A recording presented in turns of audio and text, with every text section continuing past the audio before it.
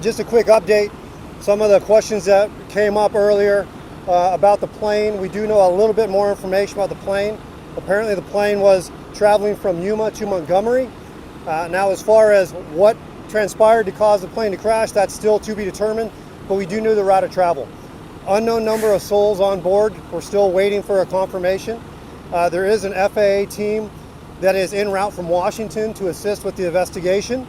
And we have local reps from the FAA en route that should be at our ICP very shortly.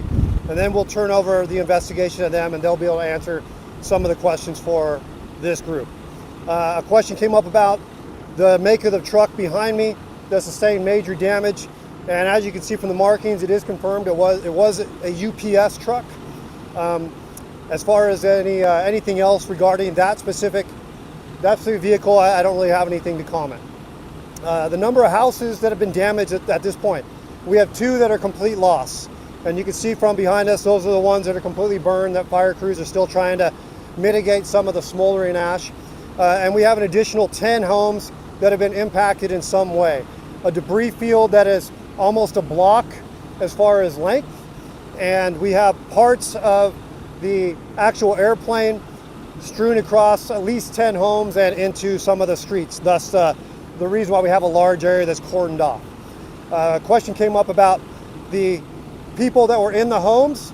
To the best of our knowledge right now, we feel very confident that there were no fatalities from these 2 homes that you see behind me. There was 2 people that were transported to local hospitals, and I'm still trying to get updates on their condition. As soon as I have it, I'll share it with this group. But from the best of our intel and our initial search, there is no additional people that are in those homes. We have heard that there may be some dogs in one of the homes, but again, I haven't confirmed that. But we feel pretty strongly that information is credible, so there's probably a few dogs that have been lost as well. At this point, I don't have much else to report other than what we already told everybody earlier regarding the plane crash and the extent of the damage. The fatality count still stands at this point at least 2. And again, like I said, not to be too graphic, because of the extent of the damage, it's very hard for us to determine, how many actual people were involved in this plane accident. So when we get information from the FAA as far as the number of souls, that will help to narrow it down for us a little bit. We have some support organizations that are en route, actually some already on scene, for anyone in this area that has been impacted by this psychologically, and also to support our personnel. This is not a type of call that we see every day. And again, the scene is pretty graphic. It's pretty horrific for our personnel as well. So we're working on making sure that all of their needs are met and all of our citizens' needs are met. We have an active gas leak behind us to kind of pour some salt on the wound. And SDG is actively working on mitigating that active gas leak for us right now to make it safe for our operations. So I'll take any questions you have, but again, unfortunately, I can't speculate on any of the stuff that I've already commented on. Because it's in this home right here, the closest to us, it's impacting our ability to really commit our personnel, because we don't want to put our personnel in any additional harm. Just to confirm, that was going to Montgomery, not Gillespie. That's confirmed. It was going from Yuma to Montgomery. Of those 2 fatalities, do you know if one of them was the driver or the pilot?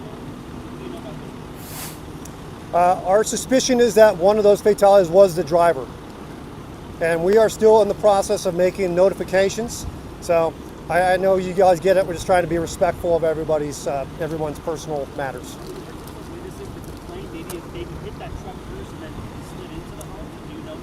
I do not know. We're going to have to get some witness accounts. But really that's the scope that's covered by the FAA investigators. And they're going to drill down, talking to witnesses. Our main concern is still making sure that this area is safe for everybody, which we're doing a pretty good job of right now, and assessing the overall damage. So right now we're working on a damage assessment, a cleanup plan, and waiting to interface again with the investigators.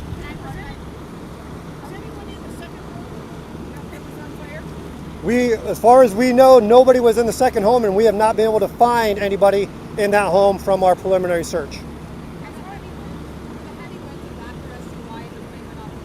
I have no idea, and I can't comment on that. That will be left up to the experts to determine. And I'm sorry, your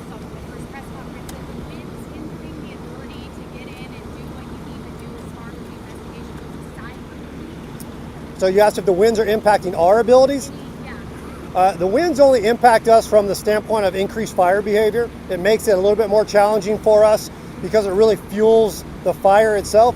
But our personnel were able to still do their operations without being really impacted. How long did it take to extinguish the fire? I don't know the exact time. There was a lot going on, but I'll work on getting you the knockdown time from our initial arrival on scene. Those that saw, it was pretty quick. We had it, from our perspective, we had it under control relatively quickly, but I'll work on getting you some actual numbers. Okay? You said at least 2 fatalities. How could that change? Is that those 2 people in the hospital, like, are they life-threatening? We don't know about the number that was on the plane. That's really the biggest question mark that hopefully we'll be able to answer for you soon. But as far as the plane occupants and the extent of the crash damage, it was non-survivable. We are all the way additional street over, so approximately 1 block in each direction. Approximately 1 block.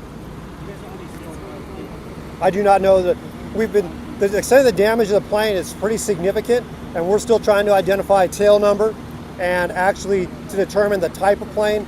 Again, like I mentioned before, that's kind of outside my area of expertise, but the preliminary, real easy information as far as number of seats, I cannot even determine at this point.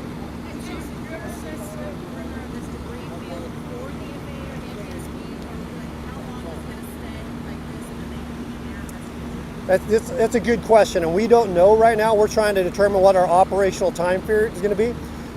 It's going to depend on how quickly they get here and determine really what area needs to be preserved. But in addition, like I mentioned, there is some pretty graphic stuff amongst the houses and streets. So we're trying to be mindful of not exposing people to that, and also not exposing them to some of the hazards of the wreckage. Damage from the impact in the plane. Yeah.